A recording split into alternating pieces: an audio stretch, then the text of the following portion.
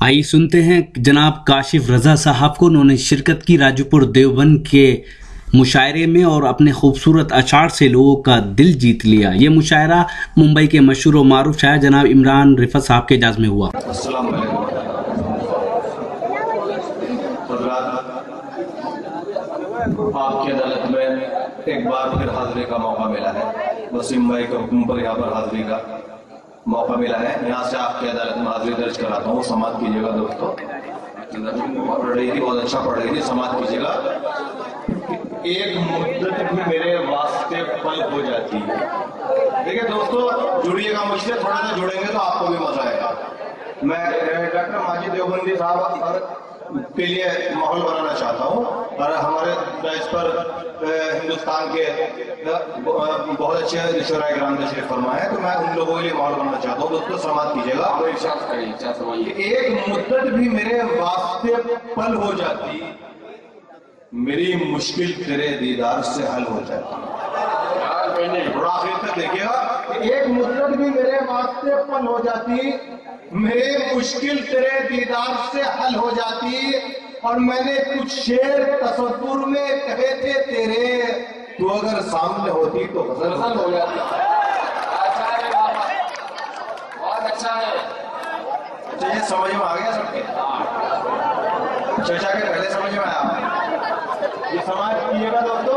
یہ ایک مدت بھی میرے واسطے پل ہو جاتی، میری مشکل تیرے دیدار سے حل ہو جاتی.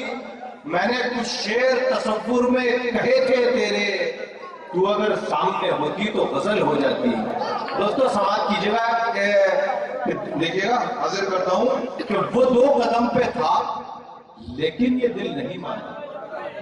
وہ 2 قدم پہ تھا، لیکن یہ دل نہیں مانا.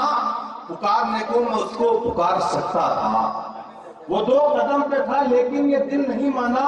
پکارنے کو میں اس کو پکار سکتا تھا. میں دل سے لڑ کے محبت کی جنگ جیت گیا، اگر دماغ سے لڑتا تو ہار سکتا تھا.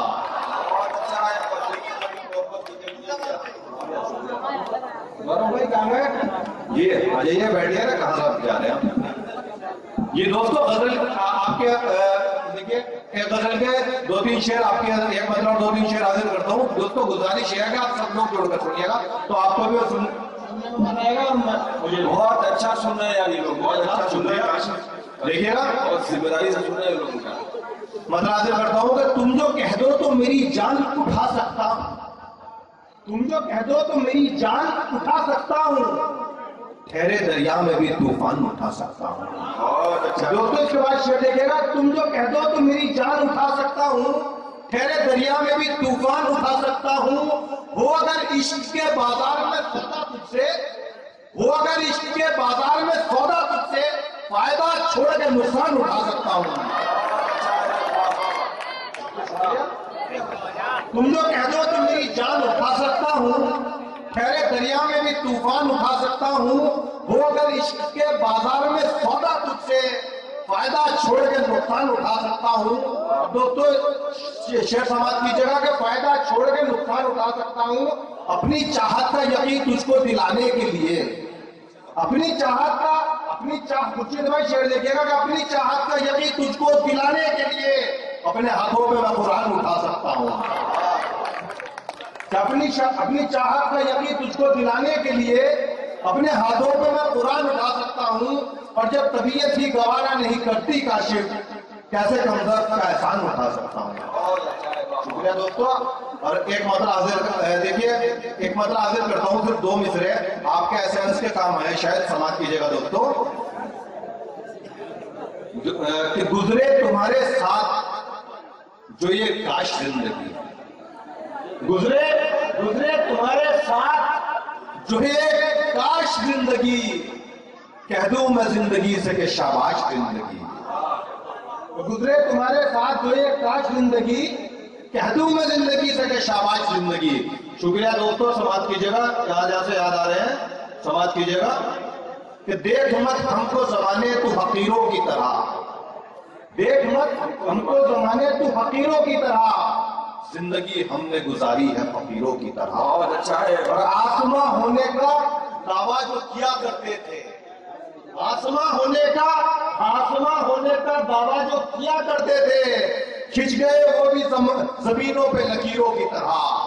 اور ہم سے مت پوچھ محبت کی حقیقت کیا ہے، ہم سے مت پوچھ محبت کی حقیقت کیا ہے، لفظ سینوں میں اتر جائیں گے تیروں کی طرح. بہت شکریہ صاحب. بہت اچھے بھائی کیا کریں.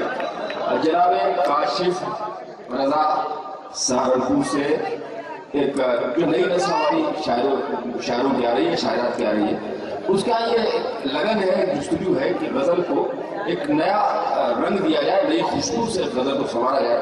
اس کا ثبوت ہے جناب کاشف رضا کی شاعری.